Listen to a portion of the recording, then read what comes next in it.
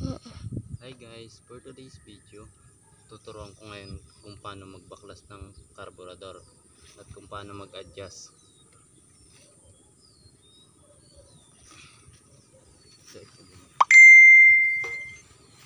Una, buksan lang po natin ito.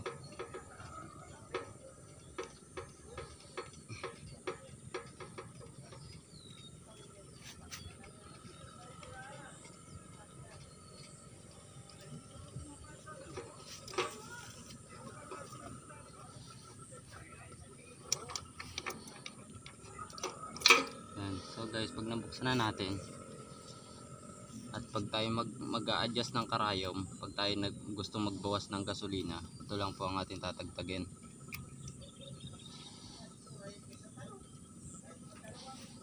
Tagtagin lang po natin ito. Sunod, may lock po yan sa loob. Yan po ang tatagtagin natin.